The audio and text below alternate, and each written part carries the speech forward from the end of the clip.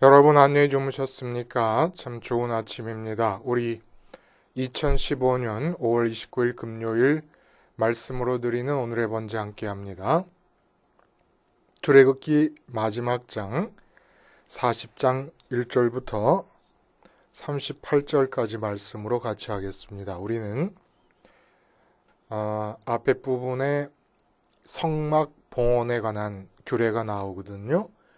그동안 만들었던 성막의 구성 요소들을 이제 다 조립해서 하나님께 봉헌하는 이야기가 나오는데 그 이야기를 여러분이 한번 읽어보시고 맨 마지막에 그렇게 성막이 만들어진 뒤의 일에 대해서 기록한 부분만을 우리는 함께 읽어봅니다.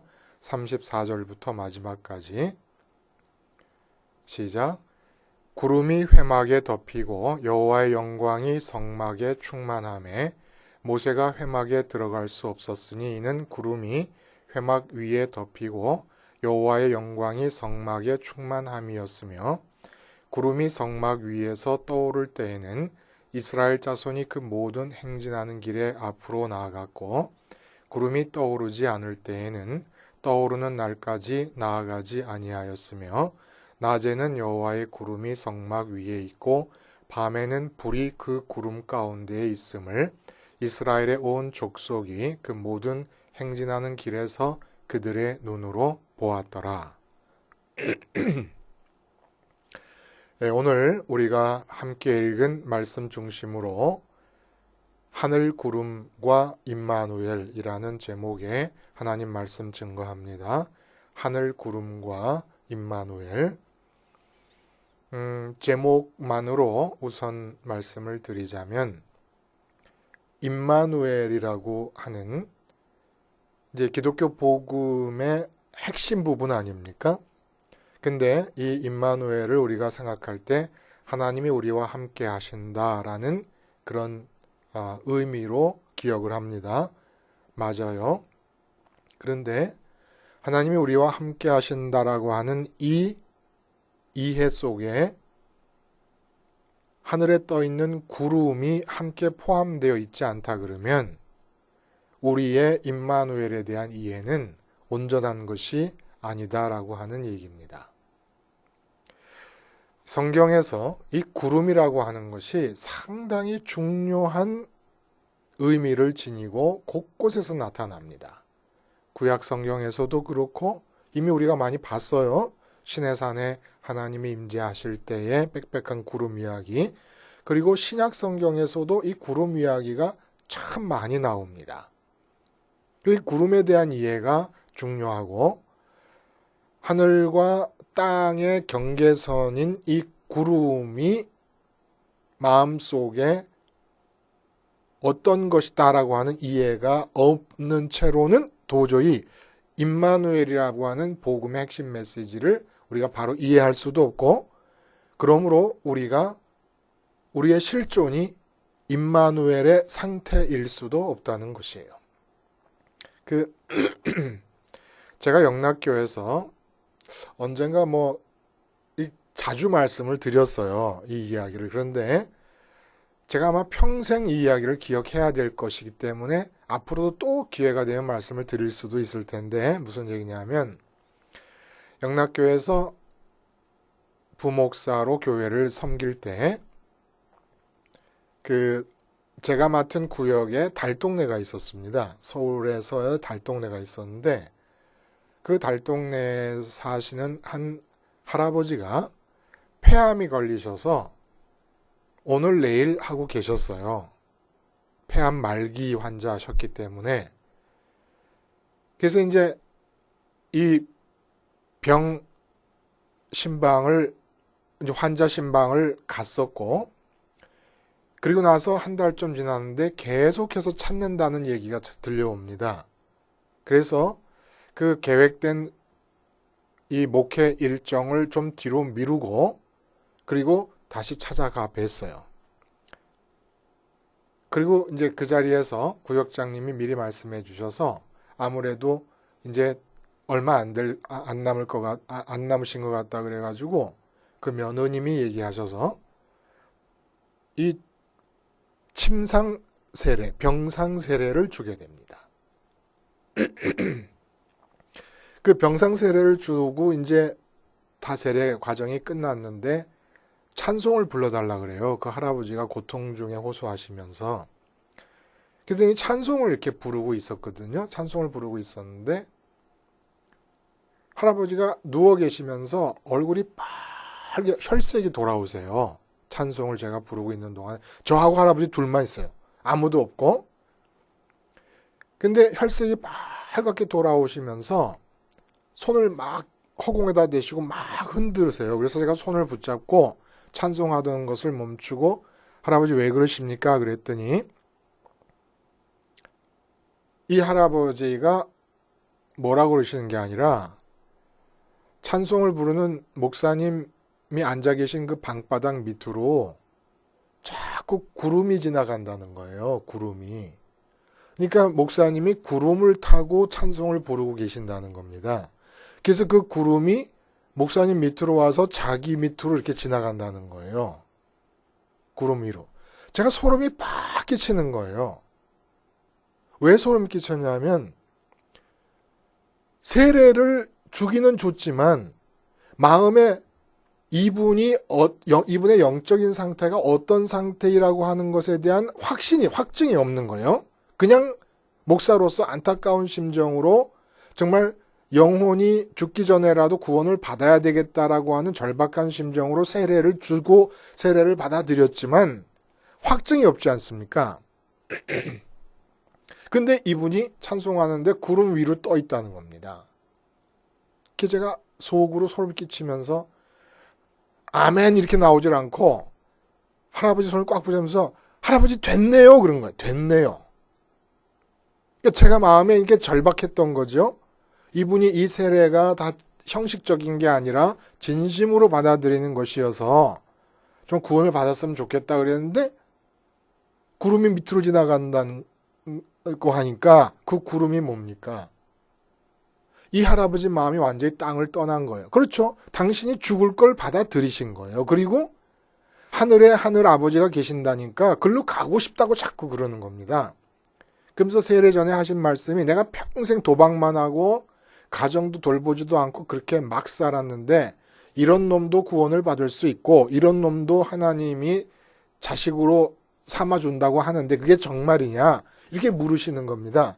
그래서 정말이라고 하고 세례가 이제 진행이 됐었거든요. 근데 이분이 구름 위에 당신의 마음이 있다는 것을 당신이 느끼시는 겁니다.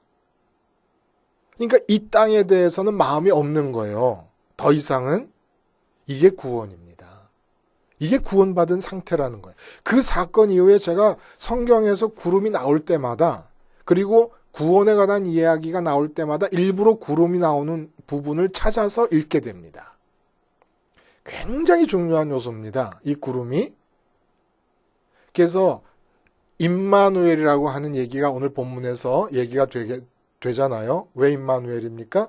성막이 봉헌되는데 1년 만이에요. 출애굽한 지 정확하게 1년 만에 그 이듬해 1월 1일이니까 1년 만에 봉헌식이 끝나고 나서 구름이 빽빽하게 임하면서 하나님의 영광이 충만하게 성막 위에 머무는 것을 보게 됩니다. 그리고 그 구름이 움직일 때 같이 따라 움직인다고 하는 그런 얘기가 나와요. 이게 바로 예수님이 이루시는 완성된 임마누엘의 예표예요. 그렇죠? 선민들과 하나님이 함께 하신다. 근데 함께 하시는데 성막 위에 내려오셔서 함께 하신다는 겁니다. 근데 여기 구름이 끼어드는 거예요. 그러니까 하나님과 함께 하신다고 하는 임마누엘은 어떻게 온전한 모습을 띠느냐? 하나님과 함께하는 그 상태가 어떻게 온전해지느냐? 구름에 대한 우리의 태도에 의해서 온전해지는 겁니다. 구름과의 관계에서 두 가지 관계를 갖게 돼요. 마음이 갖는 관계가 있고 몸이 갖는 관계가 있습니다. 결론적으로 말씀드리면 마음이 구름 위로 올라가는 것이 하나님과 함께하기 위한 필수 조건입니다. 그리고 구름 아래에 있는 몸은 구름을 따라가는 것이 임마누엘의 모습이 완성될 수 있는 조건입니다. 먼저 마음이 구름 위로 올라가서 구름 위에 계신 하나님과 함께 해야 된다는 거예요. 성경에서는 이 구름 얘기가 계속해서 하나님이 계시는 하늘과 인간이 사는 땅을 구분 짓는 경계선으로 이야기가 돼서 예수님께서도 마가복음 13장 같은 데 보면은 인자가 구름을 타고 권능과 영광으로 오는 것을 사람들이 보리라 하는데 이 말씀이 오늘 본문에서 그대로 이루어지는 겁니다. 하나님이 구름을 타고 내려오셔서 하나님의 충만하신 영광이 그 성막 위에 머물고 있는 것을 사람들이 보게 되지 않습니까? 이게 똑같은 거를 말하는 거 아니겠습니까? 근데 여기서 우리가 이 임마누엘과 관계에 대해서 오해를 하는 부분들이 있다는 거예요. 이걸 우리가 잡아내야 돼요. 그러니까 오늘 본문에 구름이 임하면서 하나님의 영광이 보인다고 하는 점이 한 가지가 있고 임마누엘을 구성하는 두 가지 요소예요. 그리고 구름이 움직일 때마다 이스라엘이 그 구름을 따라갔다라고 하는 요소가 있습니다. 이 두 가지 요소가 다 이루어져야 된다는 거예요. 마음이 구름 위로 올라가고 몸은 구름 아래에서 구름을 따라가고 이게 임마누엘의 온전한 모습이라는 거죠. 그러면 첫째로 구름 위로 마음이 올라간다고 하는 얘기. 본문에서는 구름이 회막에 덮이고 여호와의 영광이 성막에 충만하매라고 얘기를 합니다. 이 점을 한번 생각해 봐요. 이게 무슨 얘기인가? 영광이 충만하다는 것은 영광이라는 것이 1등 하는 거라 그랬어요. 그렇죠?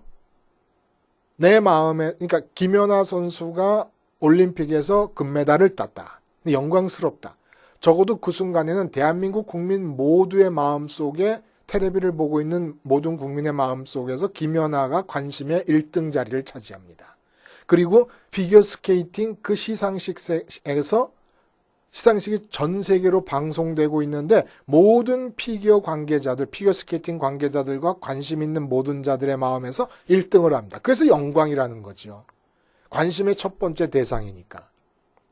근데 구름이 회막에 덮이고 여호와의 영광이 성막에 충만하다는 것은 이때 여호와의 영광은 하늘에 계신 하나님 혼자만의 속성을 말하는 게 아닙니다.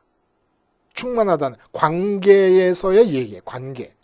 250만 명 이스라엘 선민들이 하나님께서 구름을 타고 내려오시는 걸 다 보면서 옆에 아기가 있고 남편이 있고 부모님이 있고 다 있어도 먹고 살아야 될 길이 있고 다 그런 문제가 있어도 그 모든 관심이 다 사라져버리고 하나님이 1등 하시는데 충만하다는 얘기는 그들의 마음속에 오직 하나님만으로 가득 차게 되었다는 얘기입니다. 이 이야기가 뜻하는 바가 뭡니까? 바로 250만 명의 마음이 구름 위에 계신 하나님께로 다 갔다는 얘기예요. 이 땅을 떠났다는 얘기입니다. 이 땅에서 있는 그 어떤 것도 이 사람들의 마음의 관심을 뺏지 못하고 있는 그런 상태가 되었다는 얘기예요. 구름 위로 올라간, 그러니까 변화산에서 산 아래 모든 일을 다 잊어버리고 베드로가 뭐라고 얘기합니까? 여기가 좋사오니 여기서 삽시다라고 얘기하는 것과 똑같이 오직 눈에 보이는 그 변화하신 예수님의 아름다운 모습이 마음에 가득 차버린 거예요. 그게 바로 영광이라는 거예요. 영광을 받으신다 그러지 않습니까? 그게 관계에서 일어나는 일인 것이죠. 이렇게 해서 구름 위로 우리 마음이 올라가는 것. 그러니까 우리가 어떻게 오해를 하냐면은 우리가 이 땅에서 잘 살아가고 있어요. 자, 해야 될 일도 있고 이루고 싶은 소원도 있고 그리고 어떤 게 잘 사는 것이다 못 사는 것이다 기준도 있습니다. 그럼 이렇게 기준을 가지고 오늘보다 더 나은 내일을 위해서 열심히 살고 있는 내가 그대로 있고 마음이 한마디로 내 마음이 그대로 이 땅에서 잘 살기 위해서 애쓰고 있는 상태로 그대로 있고 하나님이 이 땅에 오셔서 그러한 나와 함께 하는 게 아니라는 거예요. 이게 큰 오해라는 겁니다. 그러면 어떻게 해야 하나님이 구름 타고 성막으로 가까이 내려오셨다는 것은 뭘 뜻하는 겁니까? 하나님은 절대로 구름에서 내려오시지 않으세요. 구름에서 내려오시지 않으시고 대신에 하나님과 우리의 마음이 함께 하려면 우리들이 올라타야 되는 거예요. 단 우리들이 올라탈 수 있도록 성막에 가까이 하늘 자체가 내려오신 것이지 하나님이 하늘에서 내리신 것이 아닙니다. 버스에서 내리고 비행기 탔다가 내리듯이 구름 타고 내려오셔서 구름에서 내려오셔서 함께 하시는 게 아니라는 거예요. 우리 마음이 구름 위로 올라가서 함께 하게 하기 위해서 가까이 오셨다는 거죠. 그러니까 성막이 뭡니까? 번제단에 있는 성막은 번제단에서 이 땅의 것들을 이루기 위해서 애쓰며 살았던 우리 마음의 관심을 땅에 뺏겼던 상태가 죽어버립니다. 그러니까 마음에서 땅이 죽어버리는 거예요. 그래서 올라타는 거예요. 그러니까 이 성막의 번제단이 있는 성막은 구름 위에 계신 하나님께 함께하기 위해서 구름을 올라탈 수 있는 탑승 플랫폼인 겁니다. 그래서 마음이 구름 위로 올라가야만 되는 겁니다. 그러니까 예수님의 임마누엘도 우리가 오해하는 것은 예수님의 공생의 모습이 하나님이 우리와 함께 하시는 모습이 아니라는 겁니다. 그것은 공생애 때 예수님이 제자들과 함께하고 사람들과 함께했던 그 모습은 임마누엘을 위한 준비였다는 거예요. 그럼 어떻게 준비가 되었냐? 예수님께서 능력을 행하십니다. 그러니까 제자들이 그 능력을 보고 예수님께 쫙 달라붙어서 예수님의 측근이 되면서 핑크빛 미래를 상상하게 됩니다. 예수님의 능력이라면 나의 미래는 이렇게 아름답게 전개될 수 있겠구나. 내가 원하는 이러한 목표를 향해서 얼마든지 갈 수도 있겠구나 라는 생각을 하게 됩니다. 근데 주님께서 십자가에서 죽으시면서 이러한 장밋빛 꿈이 산산이 다 조각이 나버리고 맙니다. 이 땅에서 예수님 때문에 이룰 수 있다고 믿었던 모든 비전과 꿈이 다 깨져버리고 맙니다. 그리고 실망에 빠져 있는데 3일 만에 죽으셨다 장사 지내시고 예수님께서 부활을 하십니다. 부활하시고 왜 40일 동안 머물렀을까요? 40일 동안 이 지상에 머무시면서 당신이 선택하신 사람들을 다 만나셔갖고 그 사람들의 마음을 다 사냥을 한 것이에요. 포획을 한 것입니다. 그래서 마음을 다 묶어버렸어요. 당신에게. 그리고 40일 만에 하늘로 승천하시는데 그 사도행전에 보면 승천하실 때 예수님이 구름으로 가려서 보이지 않더라라는 그런 얘기를 하게 됩니다. 이 구름이 하늘을 향해, 하늘. 그러니까 이제 이 사람들은 공생애 때와 어떤 차이가 생겼느냐 하면 공생애 때는 마음이 이 땅에서 미래가 있었어요. 평면상에서 미래. 예수님의 능력으로 이룰 미래. 근데 지금은 예수님께 마음이 묶여가지고 예수님이 구름 위로 올라가 버리니까 마음이 하늘로 올라가 버리게 됩니다. 예수님 따라서 같이 묶여가지고 예수님에 묶여버렸으니까 마음이 하늘로 올라간 거잖아요. 그리고 기다리고 기도하고 있는데 성령이 충만해졌어요. 성령 충만하니까 우린 자꾸 오순절 성령 강림이다 그러니까 이 땅에서 능력이 나타나게 된 것만 생각하잖아요. 그게 아니라 구름 위로 예수님 따라 올라간 이 사람들의 마음에 성령이 주어지면서 지금 예수님과 하나님이 어떻게 교제하고 계십니까? 성령을 통해 하나로 교제하고 계십니다. 근데 예수님께 묶여 올라갔으니까 예수님의 자리에 이 사람들의 마음이 묶여 있습니다. 그래서 하나님과 예수님 사이에 성령의 교통이 있는 게 이 사람들에게까지 옮겨지는 거예요. 그러니까 성령이 딱 충만하니까 제일 먼저 나타나는 게 뭡니까? 보이지도 않고 냄새도 안 나고 만져지지도 않는데 하늘 위에 계신 그 보이지 않는 하나님이 보이는 이 세상 그 어떤 것보다도 우선적인 현실적인 대상으로 마음에 느껴지면서 이 세상에서 얻고 싶은 것도 없고 잃을까봐 두려워할 것도 없는 사람들이 돼버리고 맙니다. 그리고 방언을 말하게 되고 나가서 말씀을 전하고 교회가 생긴 거는 몸이 구름 아래에 있으면서 구름을 따라간 결과지요. 이렇게 해서 함께함이 완성된 거라는 거예요. 근데 지금 우리의 형편은 어떠냐 하면 마음이 이 땅에서 다 접어두고 다 끝내고 다 죽은 상태에서 이 땅에서 이루고 싶은 거, 뭐 아쉬운 거 다 죽은 상태에서 구름 위로 올라갈 생각을 안 하는 겁니다. 그러니까 임마누엘이 안 되는 거예요. 임마누엘은 마음은 구름 위에서 하나님만으로 마음이 만족하고 몸은 구름 아래서 구름이 움직이는 대로 따라가는 게 임마누엘이거든요. 근데 이 땅에서 마음이 머물고 있는 거예요. 이렇게 될 때 어떤 일이 일어나는 줄 아십니까? 예수님이 승천하실 때 구름이 가려서 보이지 않았다 그래요. 똑같은 일이 출애굽기 24장에서 일어났던 걸 우리가 봤어요. 모세가 하나님을 만나러 시내산 꼭대기로 올라가니까 구름이 가려서 보이질 않게 됩니다. 근데 모세에게 마음을 줘서 같이 구름 위로 올라가지 않은 이스라엘 백성들에게서 나타난 일이 뭡니까? 금송아지 숭배로 나타나는 거예요. 주님이 십자가에서 죽으셨는데 그게 내 죽음이라 그래요. 나의 죽음인 거예요. 그러면 십자가 죽음에서 주님과 내가 붙어버리는 겁니다. 내가 있는 곳에 내 마음도 있는 것이니까. 그런데 부활하시고 승천하셨어요. 그러면 내 마음도 당연히 하늘로 올라가야 되는 겁니다. 초대교회 사도들과 마가다락방의 성도들처럼 같이 하는 마음이 올라가야 되는 거예요. 근데 시내산에서 올라가는 모세에게 마음을 줘서 시내산 꼭대기에서 만나는 하나님에 대한 궁금증, 하나님에 대한 그리움을 갖고 땅에서 기다리질 않고 마음은 땅에 머물러 있게 되니까 금송아지를 숭배했던 것처럼 예수님을 믿는다 그러는데 마음이 예수님 따라서 구름 위로 올라가질 않으니까 하나님과 함께하면 안 되는 거예요. 그러니까 금송아지를 만들어 놓고 여호와 하나님이라고 섬기는 겁니다. 하나님을 우상 숭배해버리는 거예요. 똑같은 일이 벌어진다는 겁니다. 마음을 올려보내지 않으면. 그리고 마음을 올려보내지 않으면 구름 따라 내 몸이 움직여져 가지도 않는다는 거예요. 이 땅에서. 그러니까 임마누엘이 온전한 모습을 띠려면 반드시 구름이 함께 생각이 되어야 됩니다.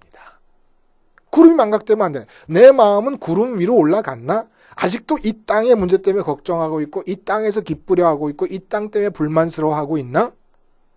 이게 그렇게 되고 있으면 지금 구름 위로 올라간 게 아니고 하나님과 함께 할 수 있는 임마누엘의 상태가 되어 있는 게 아닙니다. 몸이 구름을 따라가는 건 마음이 구름 위로 올라갔으면 그건 저절로 이루어지는 일이에요. 그러니까 이 땅에서의 삶은 하나님이 구름을 통해서 지시를 하실 것이니까 따라가면 돼요. 그게 성경에서 얘기하잖아요. 위의 것을 생각하라. 마음은 위에 가 있으란 얘기예요. 땅의 것을 생각하지 말아라. 그렇다고 사도 바울의 지금 몸이 없어진 채로 하늘에 위에 올라간 존재가 됐습니까? 그거 아니에요. 몸은 여전히 있어요. 그리고 뭐라 그럽니까? 그리스도 안에서 하늘에 안치운 바 됐다. 이렇게 얘기를 하는 거예요. 이렇게 마지막으로 제 얘기 한번 할까 해요. 두 경우를 비교를 하면서 얘기를 맞춰볼까 합니다. 제가 독일에 갔을 때, 그러니까 지금 하는 얘기의 제목은 이렇게 붙여볼 수 있을 거예요. 독일 유학 간 남편, 중동 벌이 간 남편. 이 두 가지 경우로 임마누엘을 분명히 이해할 수 있다는 거예요. 독일에 가서 제가 공부를 하게 된 그 괴팅겐 대학이 있는 도시에 이 비자 법을 알아보니까 제 아내를 제가 데려올 수 있어요. 그래서 거기서 입국 허가를 받아가지고 집사람한테 보냈습니다. 그럼 집사람이 그걸 들고 한국에 있는 영사관에 가면 그 영사관에서 비자를 내주면 돼요. 왜냐하면 자치제가 잘 돼 있었기 때문에 그때부터 그 도시에서 허락을 하면 이 영사관에서는 그냥 비자를 내주면 되는 겁니다. 근데 거절을 당했어요. 전화를 하는데 집사람이 울어요. 그러니까 지금 이 상태는 아이도 없었고 그렇다고 우리가 지켜야 될 집도 없습니다. 그러니까 한국 땅에서는 이 여인에게 소속된 게 아무것도 없는 거예요. 딱 한 사람, 남편이라는 사람이 있는데 그 사람은 독일에 가 있습니다. 그러니까 한국 땅에 남아있을 이유가 하나도 없어요. 근데 안 된다 그러니까 우는 거예요. 3개월이 지나서 안 된다 그러니까. 이 땅에서 하고 싶은 게 있습니까? 얻고 싶은 게 있습니까? 우선 가야 돼요. 가야 돼. 근데다 거기서 내가 독일에서 집을 얻어놨다. 그리고 독일이 깨끗하고 참 좋다. 그때가 1990년이니까 우리나라. 지금하고 또 다르지 않습니까? 25년 전인데. 그게 오직 거기 가고 싶은 생각 하나만 있는 거예요. 남편하고 같이 하고 싶은 생각만 있는 거예요. 근데 이 경우와 한번 비교를 해보세요. 중동 벌이간 남편. 이 경우는 어떻습니까? 집도 한국에 있고 내가 돌봐야 될 자식도 한국에 있어요. 그러니까 아내의 삶의 전체의 터전이 다 한국에 있고 삶이 진행되고 있습니다. 남편은 중동에 가 있지만 남편과 함께할 생각도 소원도 아무것도 없어요. 단지 남편은 거기서 돈을 잘 벌어서 보내주면 돼. 이건 비난하거나 이런 뜻이 아니라 그 상황 자체를 비유로 채택하는 겁니다. 지금 이 두 경우의 상황을 비유로 채택해서 돈만 잘 보내주면 되는 거예요. 다르지 않습니까? 우리가 하나님과 함께한다 그럴 때 내가 하고 싶고 나의 삶이 기존의 삶이 다 있어요. 내 기준으로 잘 사는 게 무엇이고 못 사는 게 무엇이고 다 구분이 가고 그래서 내가 하고 싶은 소원이 있고 계획이 있는데 하나님은 하늘에 계시면서 그냥 능력을 보내주시면 돼요. 이게 우리가 임마누엘이라고 생각하며 착각하는 경우일 수가 있다는 겁니다. 이런 경우에서는 안 된다는 거예요. 내가 독일에서 만약에 돈을 벌어서 아무리 보내줘도 거기 집사람이 행복할 수가 없습니다. 한국 땅에서는. 돈이 없어서 이 남편과 함께 해야 되는 거예요. 이 경우는. 근데 이 경우는 그 중동 벌이 남편 경우는 남편과 함께 하는 게 중요한 게 아니라 남편이 지금 생활 속에서 매달 들어가는 모든 비용을 다 충당하고 여유롭게 살 수 있게 하기 위해서 계속 돈을 보내주는 것이 중요한 겁니다. 근데 이건 임마누엘이 아니라는 거예요. 이걸 우리가 신앙에서의 임마누엘 생각하면 안 된다. 그러니까 주님께서 오셔서 이 땅에 공생애로 머무시는 이유는 우리의 마음을 사냥하러 오신 거예요. 사냥하러. 그 상태 자체가 임마누엘이 아니에요. 임마누엘은 구름 위로 우리 마음을 보내는 것이 임마누엘의 핵심적인 조건이라는 겁니다. 구름 위로 마음을 보내면 구름 아래에 있는 이 몸은 구름이 가는 대로 따라가는 것이 거의 자동적으로 일어나게 되어 있는 거예요. 마음은 하늘에 있는 자가 구름 위로 올려보내서 하나님과 함께 있는 자가 하나님이 올라타신 구름이 움직이는 것과 다른 방향으로 움직인다는 건 상상할 수가 없지 않습니까? 이게 사실 부수적으로 따라오는 일을 할 수가 있죠. 그러니까 이 땅에서의 삶은 우리의 주 관심사일 필요가 없다는 거예요. 그냥 우리 주 관심사는 어떻게 번제단이 있는 성막, 이게 탑승 플랫폼 아닙니까? 그 십자가로 옮겨졌잖아요. 십자가 생활화를 통해서 어떻게 지금 구름 위에 계신 하나님께로 마음을 보내드리느냐. 그래서 거기서 함께하는 게 진짜 함께하는 거고 진짜 임마누엘의 모습이라는 겁니다. 그러면 이 몸은 염려하고 생각하고 고민하고 긴 시간 무슨 장고 끝에 나온 결론을 따라 이런 거 할 필요 없어요. 그냥 구름이 이끈 대로 가면 되고 상황이 주어지는 대로 가면 되고 하나님께서 마음에서 소원을 주시는 대로 행동하고 하면 되는 겁니다. 이건 부수적인 거라는 겁니다. 하늘 구름과 임마누엘이 임마누엘 되려면 하나님이 우리와 함께 하시면 온전히 이루어지려면 오늘 본문에서처럼 구름이 임하면서 하나님의 영광이 충만하다. 오직 내 마음에는 하나님만으로 가득 차는 거예요. 관심이. 하나님 생각만으로. 그게 십자가 기도를 통해서 이루어지고 이렇게 십자가 말씀을 전하고 들으면서 이루어진다는 얘기입니다. 이 충만함이 이루어져서 성령이 임한다는 것도 성령 충만하게 되면 눈앞에 내 앞에 와가지고 말 거는 내 아내보다 보이지 않는 하나님이 더 앞선 현실적인 존재로 느껴지는 겁니다. 그러니까 그 하나님이 천지를 지으신 하나님이 천지를 지으신 그분 그 모습대로 내 마음에 느껴지니까 내가 무서울 게 뭐 있고 두려울 게 뭐가 있겠습니까? 이 세상에서. 그게 성령 충만인데 마음이 구름 위로 올라간 자에게 주어지는 거라는 거예요. 그리고 이 땅에서는 그렇게 올라간 자의 몸을 하나님이 이용하시면서 능력을 행하실 수도 있고 방언을 하실 수도 있고 뭘 하실 수도 있지만 그건 부수적인 거라는 거죠. 하늘 구름과 임마누엘은 구름 임마누엘입니다. 기도하시겠습니다. 하나님 아버지,